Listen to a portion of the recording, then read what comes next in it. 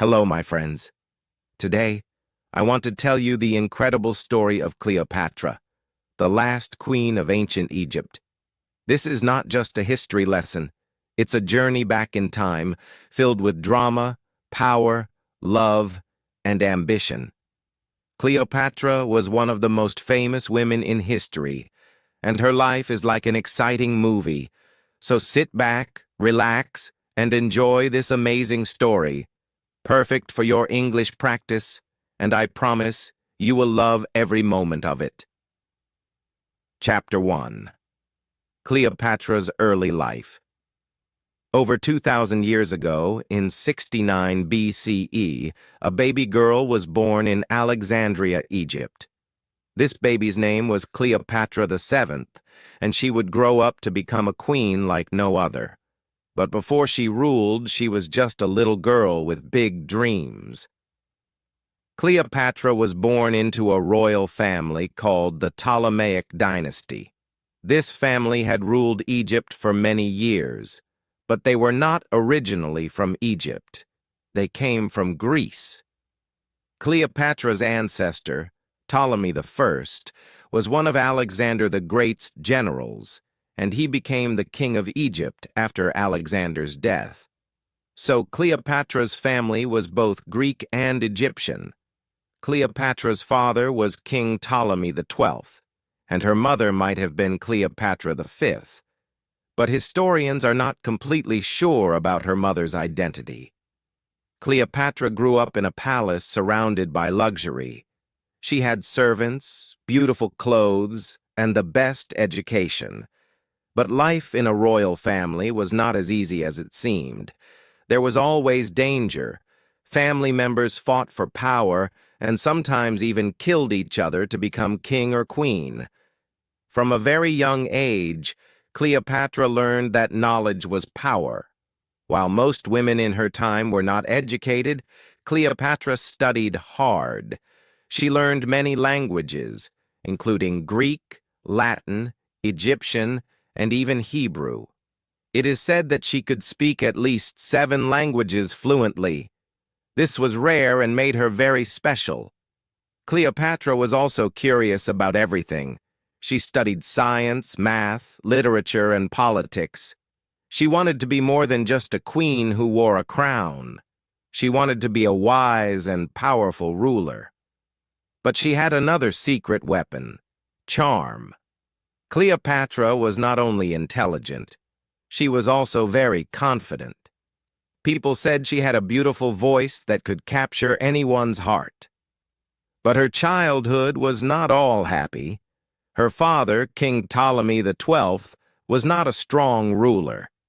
Many people in Egypt did not like him because they thought he was weak and spent too much money. Sometimes Cleopatra's family had to leave Egypt to stay safe. Cleopatra learned at a young age that being a ruler meant facing many enemies. When Cleopatra was around 14 years old, her life changed forever. Her mother disappeared.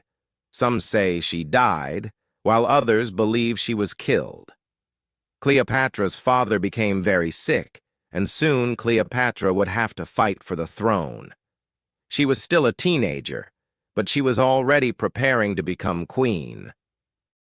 What made Cleopatra different from other rulers was her deep love for Egypt.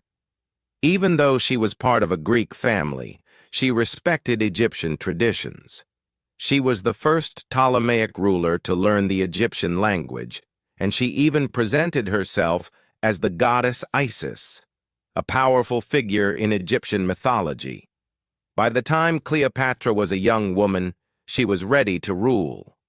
But ruling Egypt would not be easy. She had enemies inside and outside her family. She knew she would have to be brave, clever, and strong. And so, the story of Cleopatra's rise to power begins. Chapter 2. Cleopatra becomes queen. Cleopatra was no ordinary young woman. From the moment she was born, her destiny was to rule, but becoming queen was not easy. It was a path full of danger, betrayal, and clever plans.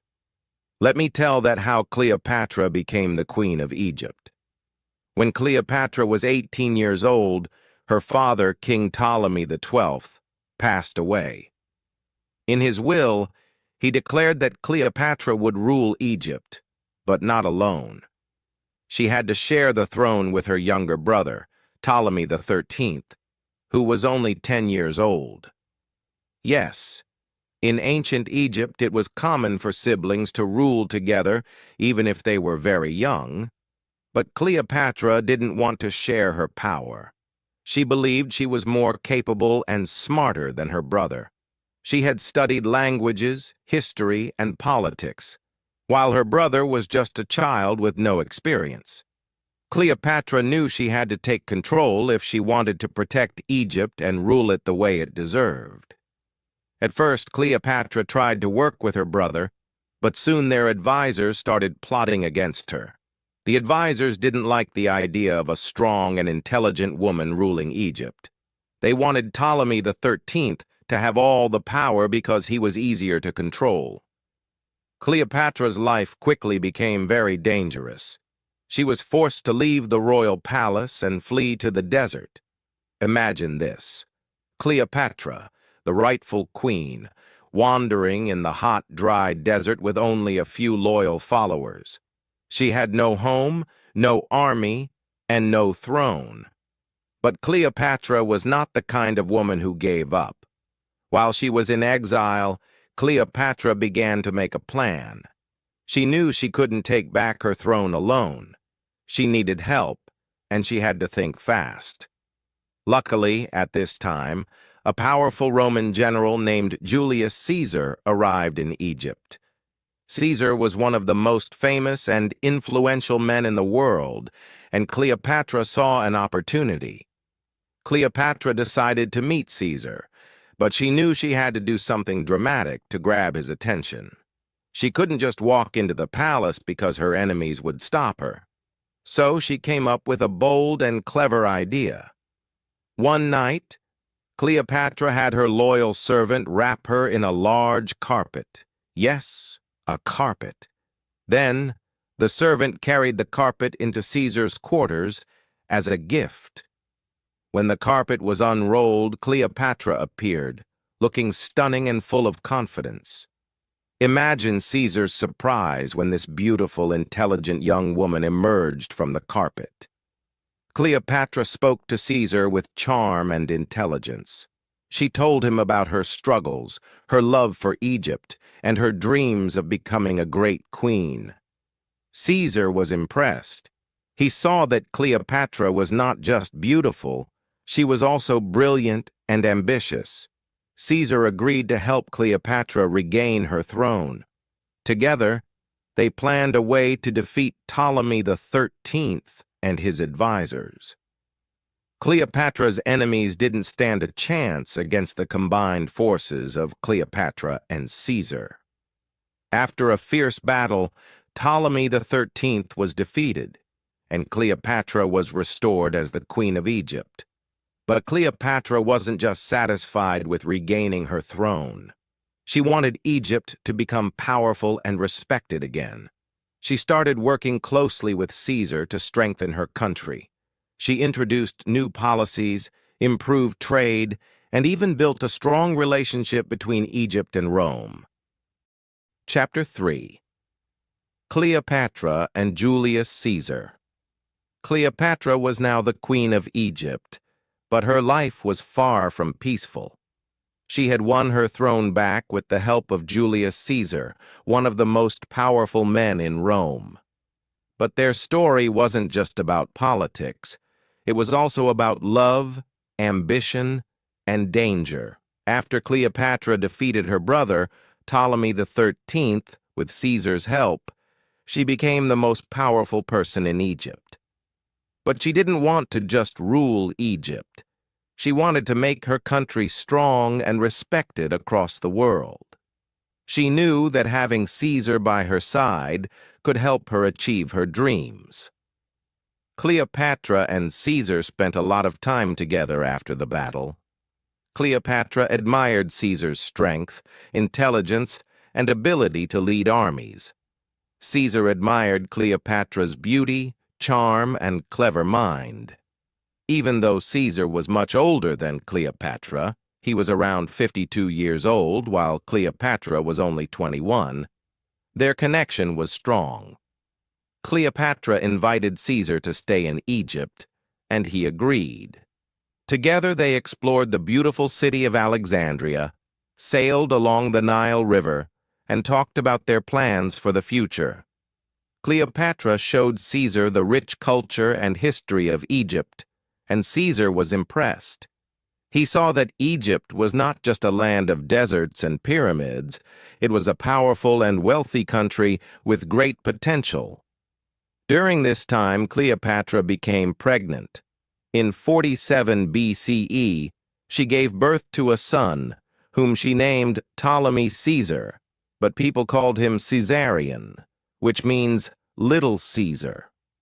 Cleopatra believed that Caesarion would one day unite Egypt and Rome, creating a powerful empire. She wanted her son to be a symbol of strength and unity. But their happiness didn't last long. Cleopatra and Caesar's relationship caused a lot of problems. Many people in Rome didn't like the idea of Caesar being so close to a foreign queen. They thought Cleopatra was trying to take control of Rome through Caesar. Some even called her a dangerous temptress. Caesar decided to return to Rome, but he didn't leave Cleopatra behind. Instead, he invited her to come with him. Cleopatra, always bold and fearless, agreed. She traveled to Rome with Caesarion and a grand entourage. Imagine the scene. Cleopatra arriving in Rome with golden chariots, exotic animals, and beautiful Egyptian servants. She wanted to show the Romans the wealth and power of Egypt. In Rome, Cleopatra lived in a luxurious villa provided by Caesar. She attended banquets, met important Roman leaders, and even influenced Roman fashion with her Egyptian style. But not everyone welcomed her. Roman women were especially unhappy because Cleopatra was so different. She was confident, glamorous, and unafraid to stand out. While in Rome, Cleopatra witnessed Caesar's rise to power. He declared himself dictator for life, meaning he had complete control over Rome. Cleopatra hoped that this would strengthen their alliance, but trouble was brewing. Many Roman senators were unhappy with Caesar's growing power, and they started plotting against him. In 44 BCE, something terrible happened. Julius Caesar was assassinated by a group of senators who feared he was becoming too powerful. They stabbed him in the Roman Senate, and his death shocked the world. Cleopatra was devastated. She had lost her greatest ally and the father of her son. Cleopatra knew that her life was in danger. Without Caesar, she had no protection in Rome. Many people saw her as a threat, and she had to act quickly. She gathered her servants, her son, and all her treasures, and fled back to Egypt. Back in Egypt, Cleopatra was determined to stay strong. She mourned Caesar's death, but didn't let it stop her. She continued to rule Egypt with wisdom and courage. She strengthened her army, improved the economy, and prepared for whatever challenges would come next. Cleopatra also made sure to protect her son, Caesarion. She wanted him to grow up as a strong leader who could one day fulfill her dream of uniting Egypt and Rome. She taught him about politics, strategy, and the responsibilities of being a ruler. But Cleopatra knew that Egypt was still in a dangerous position. Rome was the most powerful empire in the world, and Egypt needed a strong ally. Cleopatra began to look for new ways to protect her country and her throne. This chapter of Cleopatra's life was filled with love, loss, and survival. She had faced one of the greatest tragedies of her life, but refused to give up. Chapter 4. Cleopatra and Mark Antony. Cleopatra's life took another exciting and dramatic turn after Julius Caesar's death. This chapter is about Cleopatra's meeting with Mark Antony, one of the most powerful leaders in Rome, and how their story became one of the most famous love stories in history. After Julius Caesar died, Rome was in chaos. Many powerful men were fighting to take control of the empire. Among them were Mark Antony, Octavian, Caesar's adopted son, and Lepidus. Together they formed the Second Triumvirate to rule Rome, but it was clear they didn't trust each other. Mark Antony was a brave soldier and a skilled leader. He was strong, handsome, and very confident. He was also charming, and people admired him. Mark Antony had heard about Cleopatra, the beautiful and intelligent queen of Egypt, but they had never met. At this time, Mark Antony wanted Egypt's support because Egypt was a rich and powerful country. Cleopatra, on the other hand, wanted to protect Egypt from Rome's growing power. She knew that building a strong alliance with Mark Antony could help her achieve that. One day, Mark Antony sent a message to Cleopatra. He wanted her to meet him in Tarsus, a city in modern-day Turkey, to discuss their alliance. Cleopatra knew this was her chance to impress Antony, and she planned something unforgettable. When Cleopatra arrived in Tarsus, she didn't just come as an ordinary queen. She made a grand entrance that would leave everyone speechless. Cleopatra sailed to Tarsus on a golden ship with silver oars and purple sails. She dressed as the goddess Aphrodite, the goddess of love and beauty, and surrounded herself with beautiful servants dressed as gods and goddesses. The air was filled with the sweet smell of perfumes and flowers. When Antony saw Cleopatra, he was amazed. He had never seen anyone like her. She was confident, intelligent, and beautiful. Cleopatra spoke to Antony with charm and wit, and he couldn't take his eyes off her. That meeting was the beginning of their powerful and passionate relationship. Cleopatra invited Antony to come to Egypt, and he accepted. In Alexandria, they spent time together, enjoying lavish banquets, parties, and games. Cleopatra showed Antony the beauty of Egypt and its rich culture. They laughed, shared stories, and made plans for the future. Antony fell deeply in love with Cleopatra, and she fell in love with him too. Together, they dreamed of creating a great empire that would rule both Rome and Egypt. Cleopatra believed that with Antony by her side, she could protect Egypt and make it more powerful than ever. But their relationship wasn't just about love. It was also about politics. Antony needed Cleopatra's wealth and resources to support his military campaigns, and Cleopatra needed Antony's power to protect Egypt. They both knew that they were stronger together. Cleopatra and Antony's love grew stronger, and they even had 3 children together: a son named Alexander Helios, a daughter named Cleopatra Selene, and another son named Ptolemy Philadelphus. Cleopatra was proud of her family and believed her children would one day rule a great empire. However, not everyone was happy about their relationship. In Rome, Antony's alliance with Cleopatra made many people angry, especially Octavian. Octavian saw Cleopatra as a threat and accused her of trying to take control of Rome. He began spreading rumors that Cleopatra had bewitched Antony with her beauty and charms. Antony's alliance with Cleopatra also caused problems in his personal life. He was already married to Octavian's sister, Octavia, but he chose to stay with Cleopatra instead. This created tension between Antony and Octavian, and their rivalry grew stronger. The tension between Antony and Octavian eventually led to war. Octavian declared Cleopatra and Antony enemies of Rome and sent his army to fight them. Cleopatra and Antony prepared for battle, knowing that everything they had worked for was at stake. Chapter 5. The Fall of Cleopatra and Mark Antony. Cleopatra and Mark Antony were ready to fight for their love, their dreams, and their kingdoms. They stood together as a powerful couple, determined to protect everything they had built.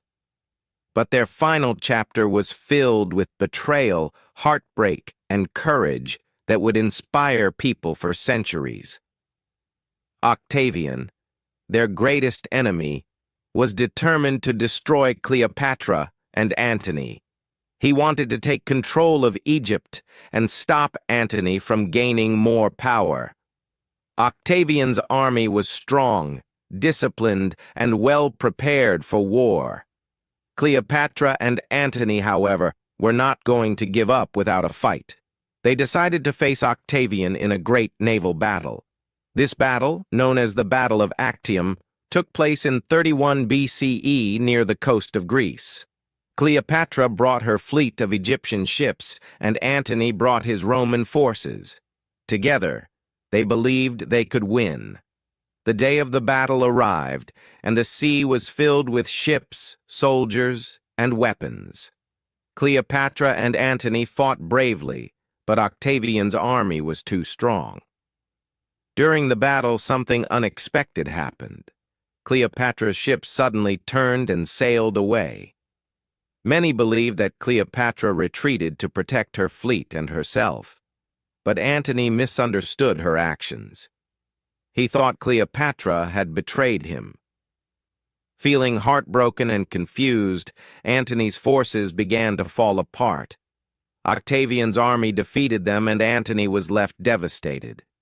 He returned to Egypt to find Cleopatra, desperate for answers. When they met, Cleopatra explained her actions. She told Antony she had not betrayed him. She had only wanted to save their lives. Antony believed her, and their love remained strong. But they knew their enemies were closing in. Octavian's army followed them to Egypt. Cleopatra and Antony tried to defend Alexandria, but they were outnumbered. They realized they couldn't win this war, but they were determined to stay together until the end. Antony fought bravely in one last battle, but his army was defeated.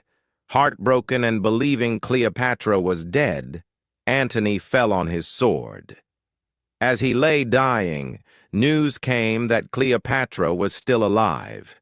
His servants carried him to Cleopatra's hiding place, and the two lovers shared their final moments together. Antony died in Cleopatra's arms, leaving her alone to face her enemies. Cleopatra knew that Octavian would soon capture her. She refused to let him parade her through Rome as a prisoner, showing her as a defeated queen. Cleopatra was a woman of pride and dignity. She decided to take control of her fate. In her final moments, Cleopatra dressed in her royal robes and crown. She surrounded herself with treasures and symbols of her reign. According to legend, she arranged for a poisonous snake, called an asp, to be brought to her. She allowed the snake to bite her, ending her life on her own terms. When Octavian arrived, he found Cleopatra dead, lying peacefully in her royal chamber. He was shocked, but also impressed by her courage. Cleopatra's death marked the end of the Egyptian kingdom. Octavian took control of Egypt, and it became part of the Roman Empire. But Cleopatra's story didn't end there. Her life and her love with Antony became legendary. People admired her for her intelligence, bravery, and determination. She was not just a queen, she was a symbol of strength, resilience, and courage. Cleopatra's story teaches us that even in the face of great challenges, we can stand strong and fight for what we believe in. She never gave up on her dreams or her country. She showed the world that women can be powerful leaders, thinkers, and warriors. Her life may have ended in tragedy, but her legacy lives on. Cleopatra reminds us to never give up, to believe in ourselves, and to take control of our destiny. She proved that even in the darkest moments, we can face our challenges with courage and dignity. So, my friends, let Cleopatra's story inspire you to be strong, to dream big, and to never let fear stop you. Her life may have been filled with struggles, but it was also filled with love, hope, and greatness. Be like Cleopatra, bold, fearless, and unforgettable. What did you think of this incredible journey? Isn't Cleopatra's story one of the most inspiring stories in history? Let her life remind you that no matter how hard life gets, you have the power to rise above it.